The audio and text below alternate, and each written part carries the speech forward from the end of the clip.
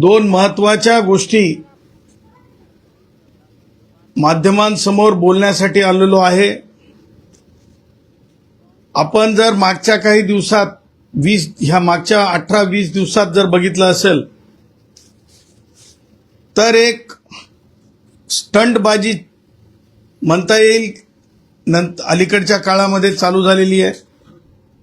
जसं की रोहित पवारची स्टंटबाजी बघितली, अमरण अमरण अमरण अमरण उपोषण उपोषण उपोषण। त्यानंतर आपण सोनम वांगचुक यांच्या बाबतीमध्ये मला त्यांच्या व्यक्तिगत आयुष्यात घुसायचं नाही, परंतु ज्या प्रकारे त्यांचा उपवास सुरू झाला, मला हे म्हणायचं नाही, लोकशाहीमध्ये प्रत्येकाला ड्रामॅटिकली आपली बाजू भूमिका ठेवण्याचा पूर्ण अधिकार आहे। आता पुढारपण राजकारणी लोकांना किंवा सोशल ऍक्टिव्हिस्टला म्हणजे काय म्हणतो नाट्य कलावंतांपेक्षा चांगली कला जमते हे आता वेगळं सांगण्याची गरज नाही। परंतु वांगचुक यांचं जे उपोषण सुरू झालं, ती जी उपोषणाची म्हणजे काय म्हणतो आपण ती जी लाईन चालली, त्या लाईनमध्ये नंतर इव्हेंट सुद्धा सुरू झाल्या।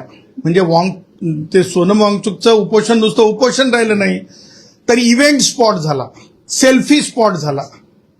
आणि सेल्फी घेण्यासाठी म्हणजे आपण म्हणतो ना साहित्याची मंदियाळी दर्दी, तसं तिथं म्हणजे स्वतः कधी आयुष्यामध्ये ओपनली फार चांगलं करण्यासाठी बाहेर न पडलेली माणसं त्यांच्या मुलांना तिथं इव्हेंट मॅनेजमेंटसाठी पाठवायला लागले। जसं की म्हणजे एका शूटसाठी पाठवल्यासारखं, जसं की राज ठाकरेचा पोरगा पाठवला, काय नाव त्याचं, तो अमित ठाकरे। आणि अशी लोक गेली की ज्यांना स्वतःच्या म्हणजे त्यांच्या बुद्धिमत्तेची कीव येते। या मुलाचं नाव म्हणजे काय, तो मुलगा खूप नवीन आहे, त्याला क्रिटिसाइज करणं काय माझा उद्देश नाही आहे, परंतु तो मुलगा इथून जाताना काय म्हणाला होता की दीपक नावाच्या व्यक्तीला माझा पाठिंबा नाही, पण सोनम वांगचुकांना पाठिंबा आहे। म्हणजे दीपक कोण दीपक कोण दीपक कोण, म्हणजे हे त्या जाणाऱ्या मुलाला सुद्धा माहित नाही, म्हणजे संविधान त्याला सुद्धा माहिती नाही। आता सोनम वांगचुकांच्या उपोषणाकडे जात असताना आपण एक गोष्ट लक्षात घेतली पाहिजे की कायम भारताचं संविधान पुढे केलं गेलं असं असं असं करून। संविधान हा लाईव्ह डॉक्युमेंट आहे, संविधान हा लाईव्ह डॉक्युमेंट आहे। आणि संविधान हा लाईव्ह डॉक्युमेंट असल्यामुळं संविधानाला संकुचित नजरेतून आणि बुद्धीनं पाहता येत नाही। ह्या पॉइंटला घेऊन मला सांगायचं आहे की संविधानाच्या अर्थानं मरण्याची परवानगी तुम्हाला नाही, मरण्याची परवानगी तुम्हाला नाही। राईट टू लाईफ आहे, right to life with dignity आहे। मृत्यू पश्चात डेथ बॉडीची अवहेलना होऊ नये, हे सुद्धा आफ्टर डेथ तुमच्या बॉडीच्या संबंधानं तिचा आदर राखला पाहिजे, हे सुद्धा राईट आहे। आता राईट टू सायलेंट सुद्धा आहे, मला बोलायचं नाही, हा सुद्धा राईट आहे।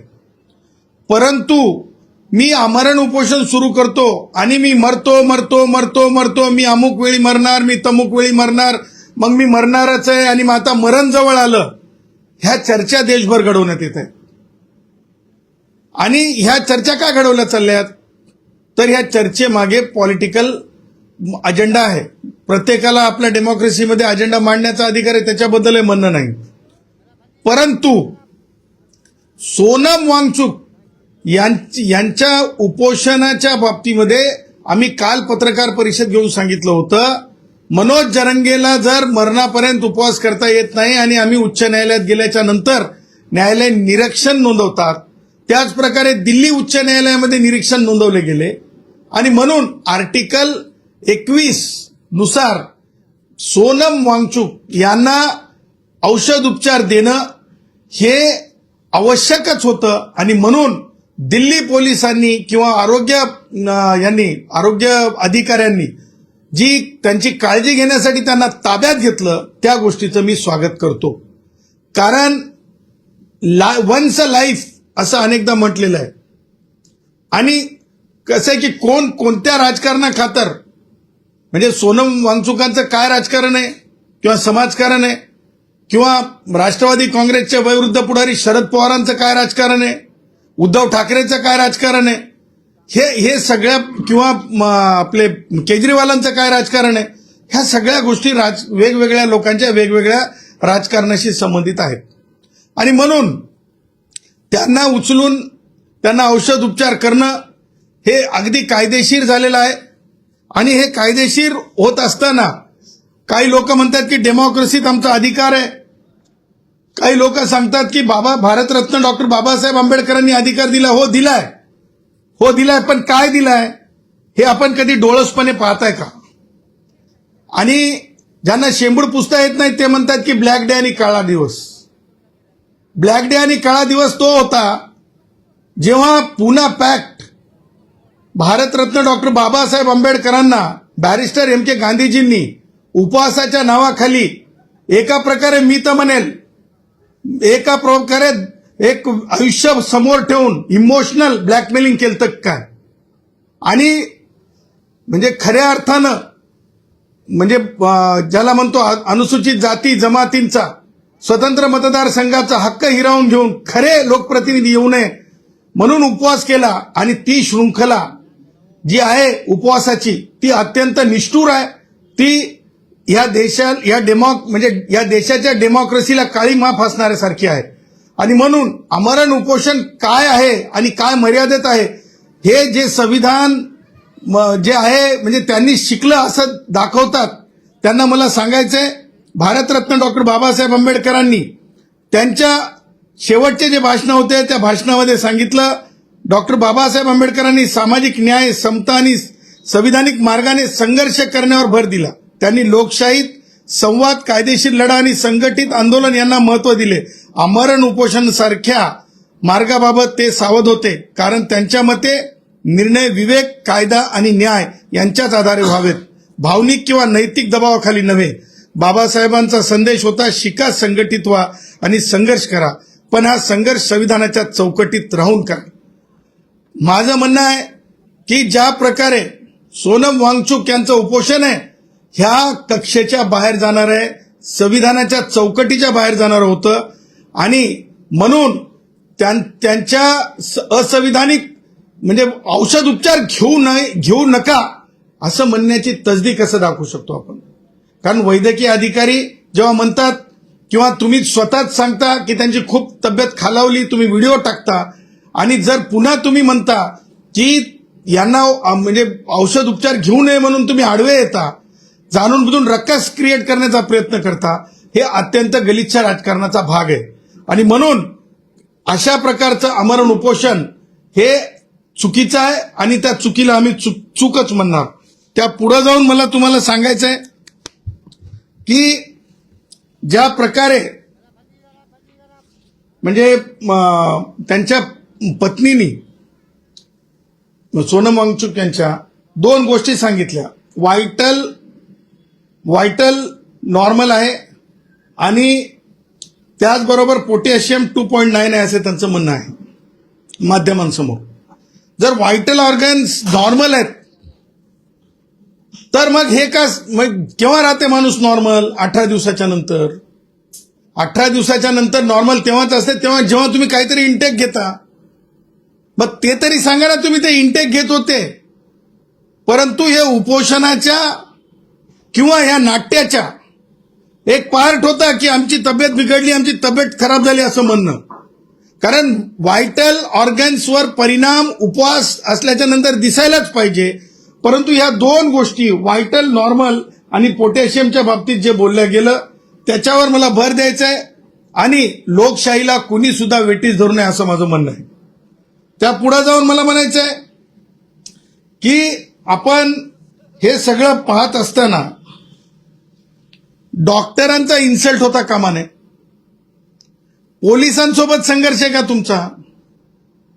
पोलिसांसोबत संघर्ष करून आमच्यावर अन्याय व्हायलाय हे दाखवण्याऐवजी पोलिसांचं कर्तव्य पार पाडत आहेत. कोर्टाने सांगितलंय कायद्यामध्ये डॉक्टरांवर चिडून काय फायदा?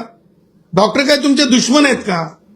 ही जी वृत्ती आहे ही मला असं वाटतं चुकीची आहे. आणि दुसरी महत्वाची गोष्ट संविधानिक दृष्ट्या मला तुम्हाला सांगायची आहे, एखाद्या व्यक्तीचा राजीनामा घेणं, शिक्षण मंत्र्यांचा राजीनामा घेणं, हे म्हणजे कॉल बॅक, म्हणजे जे आपण निवडून दिलेले प्रतिनिधी आहेत त्यांना वापस बोलवणं, हे पार्लमेंटरी डेमोक्रेसीमध्ये आणखीन संविधानात तरतूद नाही.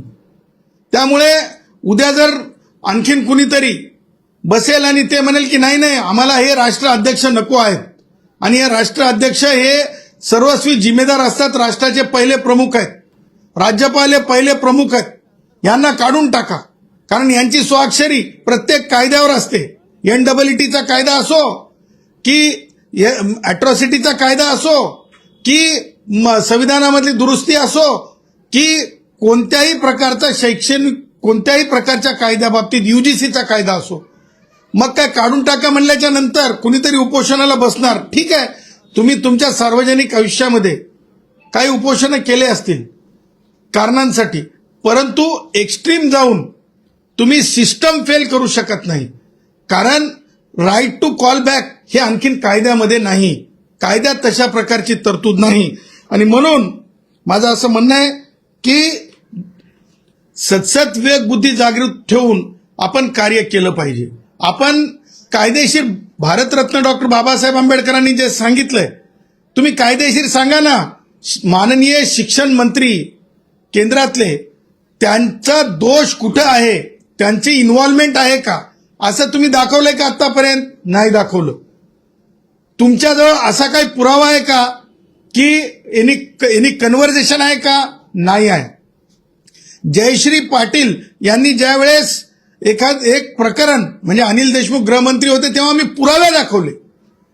सरकार कुणाची होती? उद्धव ठाकरेचा काळ होता, तरी आम्ही पुरावे दाखवले माननीय न्यायालयामध्ये की हो हे असे असे पुरावे आहेत, हे अशी अशी आमची तक्रार होती. ती तक्रार अगदी म्हणजे कायदेशीर स्वच्छ होती. तेव्हा अनिल देशमुखांनी राजीनामाही दिला, तेव्हा अनिल देशमुख जेलमध्ये गेले, तेव्हा अनिल देशमुखांवर FIR झाला. तशा प्रकारचं आपण काही दाखवत आहात का? तशा प्रकारचा काही पुरावा आहे का? हवेत गोष्टी करून चालत नाहीत. कारण लक्षात ठेवा, लेजिस्लेटिव्ह इंटेंट आणि एक्झिक्युटिव्ह पॉलिसी ह्या दोन वेगवेगळ्या गोष्टी आहेत. जे कोणी शहाणे वर तोंड करून सांगत आहेत, प्रत्येक गोष्टीला जर तो विभाग अर्धन्यायिक असेल तर, म्हणजे उदाहरणार्थ एखादा गृह विभाग अर्धन्यायिक असतो, कारण गृह विभागाकडे काही सुनावण्या होत असतात. त्याच प्रकारे आणखीन काही विभाग अर्धन्यायिक असतात. केंद्रीय शिक्षण मंत्रालय अर्धन्यायिक आहे का? केंद्रीय शिक्षण मंत्रालय माझ्या साध्या स्टडीप्रमाणे अर्धन्यायिक नाही. त्याच्यामुळे एक्झिक्युटिव्ह डोमेनमध्ये जर प्रश्नपत्रिका फुटल्या असतील आणि त्या बाबतीत पोलिसांनी अटक केली असेल, त्या बाबतीत कारवाई सुरू असेल, तर मला असं म्हणायचंय की कोणी सुद्धा सोनम वांगचुक काय, राज ठाकरेची पोरं काय, किंवा आणखीन उद्धव ठाकरेचं जे काही थैथयाट चालू आहे, तो थैथयाट काय, ह्या सगळ्या गोष्टी कायदेशीर मला संमत वाटत नाहीत. आणि शरद पवारांच्या बाबतीत तर मला हे म्हणायचं आहे की ज्या प्रकारे म्हणजे शरद पवारांनी म्हणजे आज जे त्यांची स्टेटमेंट केली, त्या स्टेटमेंटच्या बाबतीत माझं साधं म्हणणं आहे की ते कधी सुद्धा नेट आणि थेट बोलत नसतात. ते नेहमी मोगम बोलतात. त्यांचं म्हणजे काय सांगायचंय त्यांना हे कधी स्पष्ट नसतंय.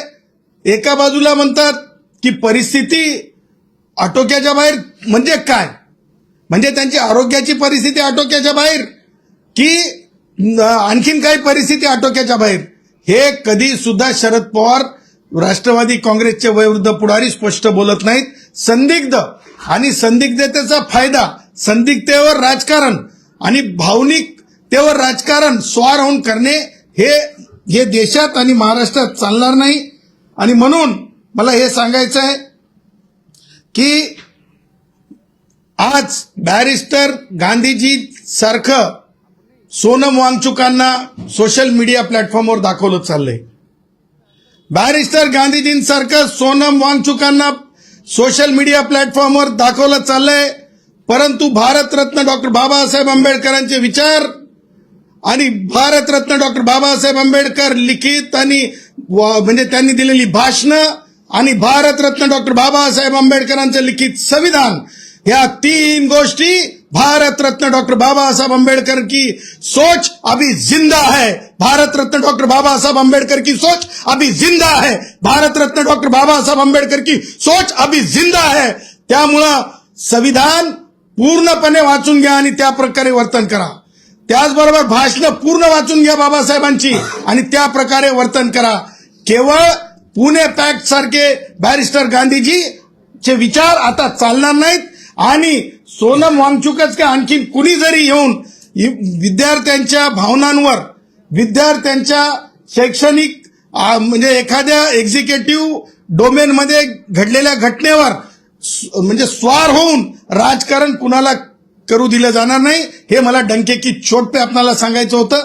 आणि म्हणून मी आपणाशी म्हणजे सोनम वांगचुक यांच्या बाबतीमधल्या त्यांचं उपोषण आणि त्यांच्या एकूण चाललेल्या राजकारणाबद्दल मी आपलं मत मांडलं. दुसरा मुद्दा असा आहे की महाराष्ट्रामध्ये जी सामान्यांची दळणवळणाची जी हे आहे एसटी, त्या एसटी महामंडळाला भारतीय संविधानानुसार वेलफेअर स्टेट म्हणलंय. वेलफेअर स्टेट हे जरा कान उघडून ऐका. ते काय नाव आहे? प्रताप, मान्य प्रताप. तुम्ही पदावर आहेत म्हणून मान्य म्हणावंच लागतंय. तुमचे असे काही प्रताप झालेत की ते मोठ्याचा आला गाडा आणि गरिबांचे डेपो तोडा, मोठ्याचा आला गाडा आणि गरिबांचे डेपो तोडा, असं तुमचं सगळं चाललेलं आहे. तेवढ्यावर तुम्ही थांबला नाहीत. माझं साधं म्हणणं आहे की ती जी संस्था असते ती संस्था नुकसान आणि फायद्याची संस्था नाही. तिथे जेवढे पैसे 7व्या वेतन आयोगासाठी लागतात त्यासाठी पूर्तता करणं, सरकारकडून आणणं हे मंत्री म्हणून तुमचं कर्तव्य आहे. तुमच्यानं व्हायना जायना काही, तुमच्या शब्दाला पत नाही काही. प्रताप सर नाईक, तुमच्यानं व्हायना जायना काही, तुमच्या शब्दाला पत नाही काही. आणि म्हणून तुम्ही आपली करता घाई आणि ही घाई चालत नसते. तुम्ही मंत्री आहेत आणि तुमचं नापासपण तुम्ही दुसऱ्यावर थोपू शकत नाही. भाई प्रताप भाई तुमचं नापासपण नाही थोपू शकत. प्रताप भाई. आता सांगायचं हे आहे की 7वा वेतन आयोग माननीय उपमुख्यमंत्री एकनाथ शिंदे साहेब पहिल्या त्यांच्या कार्यक्रमापासून देत आहेत. कुठं अडलं ते त्यांनी सांगावं. दुसरी गोष्ट, आमच्या कष्टकऱ्यांच्या नावाखाली इमोशनली हे करून तुमचं देणं आहे म्हणून अगोदर तर तुम्ही पीपीपी आणलं, ते बेकायदेशीर आहे. त्याच्या बाबतीमध्ये आम्ही कायदेशीर अभ्यास करत आहोत. सगळ्या संघटनांना आव्हान केलंय, पीपीपीच्या नावाखाली कोणाच्या घशात जमिनी नाही गेल्या पाहिजे, त्याच्या बाबतीत आम्ही अभ्यास करत आहोत. तिसरी गोष्ट, जे भाडेवाढ झालेली आहे 13%, भाई कमीत कमी म्हणजे ते प्रताप सरनाईकला टक्केवारी खूप लगेच कळते. मला आठवतंय ते कुठे त्या कोणत्या ट्रेनमध्ये जाऊ लागले ते उद्घाटनासाठी, तेव्हा ते सांगत होते ना की किती टक्के जागा कोणाच्या, किती टक्के जमिनी कोणाच्या. ते तुमच्याच चॅनल्सवरून आम्ही ऐकलं. आता हे टक्के चांगले समजणारे 13% माहितीये का? दूधवाल्या भावाचे दुधातला भाव वाढलाय का 13%? भाजीपाल्यावाल्या भावाचा भाव वाढलाय 13%. कष्टकरी, कामगार, श्रमिक, श्रमवीर, मान्य मोदीजी म्हणतात श्रमवीर वाढलं. कधी वाढलाय का या श्रमवीरांचा? म्हणजे रोज त्यांना जे मिळते रोजचे पैसे त्याच्यात वाढ झाली का? माझं असं म्हणणं आहे, प्रताप सरनाईक, माननीय उपमुख्यमंत्री एकनाथ शिंदे साहेबांना सांगा ती लाडकी बहीण बंद करून टाका. ती योजना, खऱ्या लाडक्या बहिणी जे कष्ट करतात, शेतात काम करतात, त्यांचं जे आहे ना त्यांच्या बाबतीमध्ये अधिक श्रमावर आधारित योजना आणा. ते बस झालं. तेच पैसे म्हणजे सामाजिक न्यायाचे पैसे तिथे द्यावे लागतात. त्याचबरोबर तुम्हाला सांगतो, आज एसटी मध्ये पैसा येण्याऐवजी पैसा सरकारकडे शॉर्टफॉल का होतो? तर कॅगनं सांगितलं, सीएजीनं सांगितलं, मी नाही म्हणत आहे, सीएजीनं सांगितलंय की लाडकी बहीण योजना ही योग्य नाही. का योग्य नाही? सामान्य कष्टकऱ्यांसाठी योग्य नाही. का योग्य नाही? तर जे टॅक्स पेयर आहेत त्यांच्यासाठी योग्य नाही. का योग्य नाही? तर ती योजनेमुळे लाभ होण्यापेक्षा आपण मागे चाललो. हे सगळं लक्षात घेता नम्रपणे आमचं म्हणणं आहे की भाडेवाढ ही चुकीची आहे, ही गळचेपी करणारी आहे. आणि मला हे सांगायचं, प्रताप सरनाईक, आपण आहे ना, खूप म्हणजे याच्यानं राहिलं पाहिजे. आपण मंत्री आहात, तुम्ही काय केलं आज बघा, तुम्हाला सांगतो, दिघे साहेबांचा फोटो तर ठीक आहे, म्हणजे एखाद्या वेळेस समजू शकतो, पण आज प्रताप सरनाईकांनी नेल्सन मंडेलांचा फोटो हे केला. काय केला? अभिवादनासाठी सोशल मीडियावर टाकला. नेल्सन मंडेला वाचलाय का हो तुम्ही? नेल्सन मंडेलांची लाईफ वाचली का तुम्ही? आत्मचरित्र माहित आहे का तुम्हाला? एकीकडे तुम्ही 13% भाडेवाढ करता, त्याच सकाळी तुम्ही नेल्सन मंडेलांना तुम्ही अभिवादन करता. हे अभिवादन नाटकी वाटत नाही का तुम्हाला? हे अभिवादन म्हणजे अगदी म्हणजे तुम्हाला वाटत नाही का की अपमानजनक आहे? आणि म्हणून माझं हे म्हणणं आहे की ही भाडेवाढ नको. ही भाडेवाढ कोणत्याच गोष्टी, दुधाच्या पैशात वाढ झालेली नाही, भाजीपाल्याच्या पैशात वाढ झालेली नाही, कोणत्याही पैशात वाढ झालेली नाही. आणि ही माणसं याच्यातून प्रवास करणारी ही महाराष्ट्रातली अत्यंत सर्वसामान्यपणे प्रवास करणारी माणसं आहेत, ज्यांच्याकडे कोणतंच वेगळं स्तोत्र नसतंय. ती ही माणसं आहेत आणि त्या माणसांना असा त्रास नको.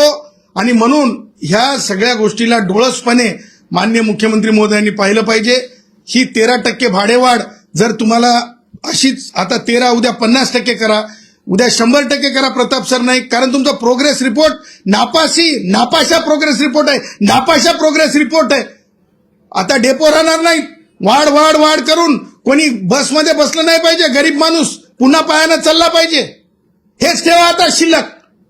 आणि म्हणून संतापजनक आहे, संताप येण्यासारखा, प्रत्येकाला संताप येईल. जे पटकेवाला माणूस, फाटलेला धोतर घातलेला माणूस, दूधवाला माणूस ज्याच्या डोळ्यासमोर दिसल. आणि म्हणून ही भाडेवाढ त्यांनी वाढ करू नये. त्या उलट शासनाकडून स्वतःची हिंमत दाखवावी, स्वतःचं कर्तृत्व दाखवावं. आणि 1 रुपया जरी नफा नाही, 100% तोटा जरी असला तरी, मी काय म्हणतो लक्षात घ्या, 100% तोटा असला तरी 7वा वेतन आयोग द्या. 100% तोटा असला तरी सुद्धा तुम्ही बसचा प्रवास 13% वाढ नाही. तुम्हाला सांगतो, चिल्लरमध्ये जर 2-5 पैसे, 10-5 पैसे किंवा 1-2 रुपया मागे पुढे होत असेल तर तिथपर्यंत ठीक आहे. ही टक्केवारी कुठून आणली बाई? खाजगी सावकाराची बस आहे का? आणि म्हणून या गोष्टीची मी निंदा करतो, त्या गोष्टीचा मी निषेध करतो की ही भाडेवाढ योग्य नाही.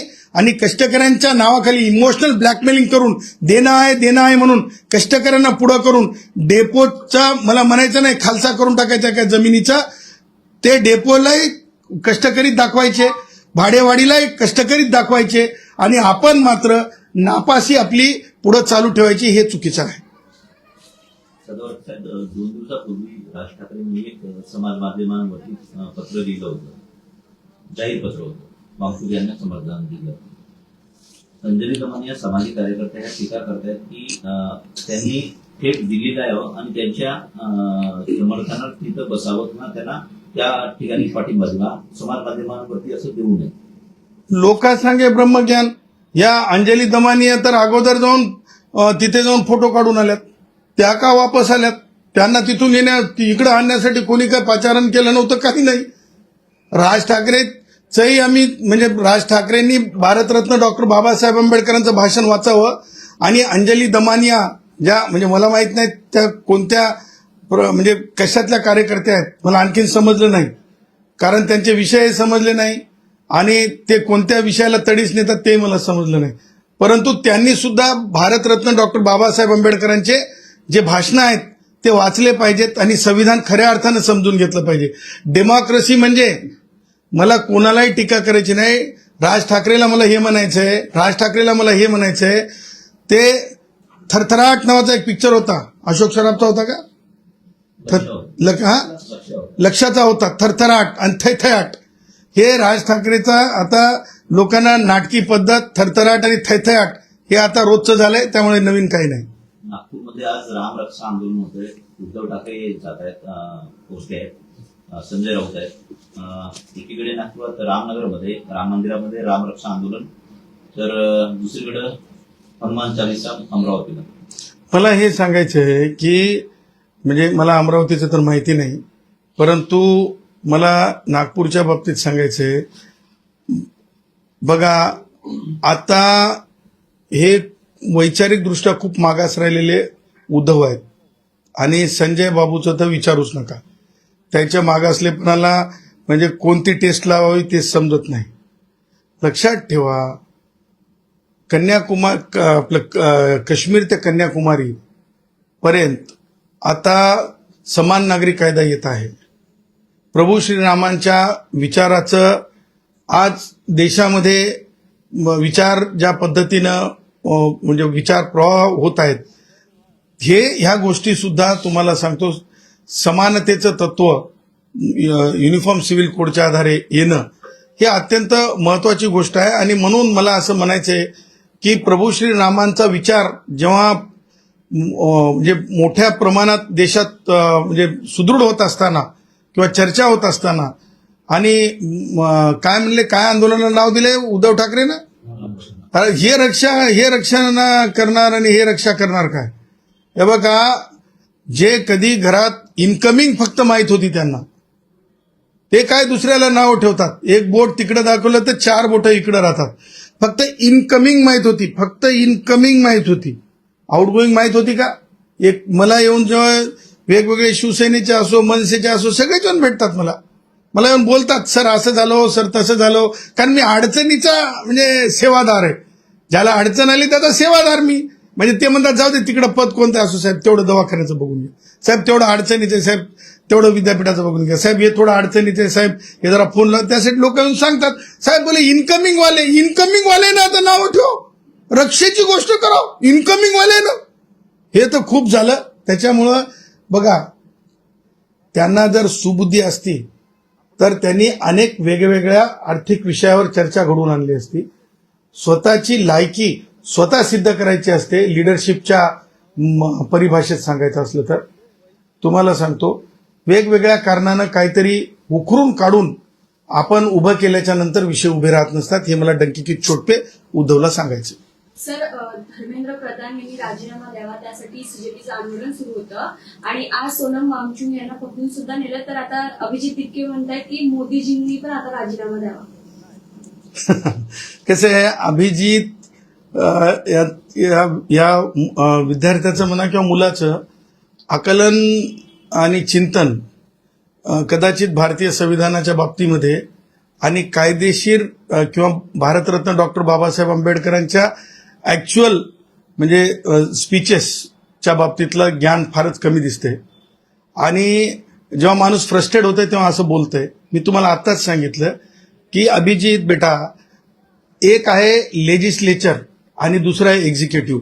हे भारतरत्न डॉक्टर बाबासाहेब आंबेडकरांनी वेगवेगळे ते यंत्रणा उभ्या केलेल्या आहेत आणि त्यामुळं एक्झिक्युटिव्ह डोमेनचं फेल्युअर थेट आपल्याला लेजिस्लेचरवर फोडता येत नाही जोपर्यंत त्याच्यात थेट संबंध दिसत नाही.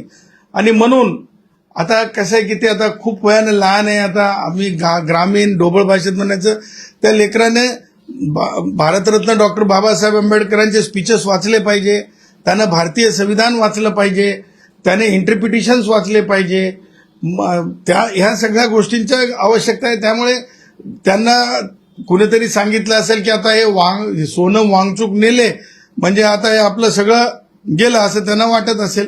आणि नौका असल्यामुळे ते साहजिक आहे. आणि मला असं वाटतं की फ्रस्ट्रेशन पोटी तो बोललाय.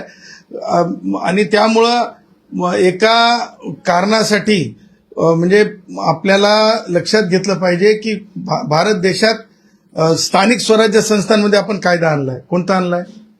तो कायदा म्हणजे ग्रामपंचायताच्या सरपंच असेल तर जनतेतून जे निवडले जातात रिकॉल करण्यासाठीची एक विध पद्धत आहे. परंतु पार्लमेंटरी डेमोक्रेसीमध्ये बाळा तू म्हणल्याच्या नंतर दीपक किंवा सोनम वांगचुक म्हणल्याच्या नंतर रिकॉल करण्याची पद्धत नाही. ही विध पद्धत मला समजून सांगायची होती. तोच माझा म्हणजे उद्देश होता. निलेशचंद्र मुले असं म्हणतात की स्वर्गामध्ये इंद्र, राज्यात देवेंद्र, महाराष्ट्राचा राम ही देवेंद्र फडणवीस आहे. एक लक्षात ठेवा की मला ते कोण आहेत ते माहित नाहीत, परंतु म्हणजे मला ते जैन मुनी आहेत, निलेश हा. आणि नागपूरचे आहेत. हा ठीक आहे, जैन मुनी आहेत, म्हणजे अत्यंत त्यांच्याबद्दल आदर आहे. कारण म्हणजे कोणी साधू संतांच्या बाबतीत मी म्हणजे टीका टिप्पणी करणारा माणूस नाही. परंतु मुनींनी असोत, भिक्षूंनी असोत किंवा साधू संतांनी असोत, त्या म्हणजे अशाच धार्मिक आध्यात्मिक गोष्टीवर ते भर देत असतात की ज्याच्यातून लोकांना एक प्रेरणा मिळते. आणि मला असं वाटतं देवेंद्रजींच्या बाबतीमध्ये प्रेरणेतून ते बोलले असतील.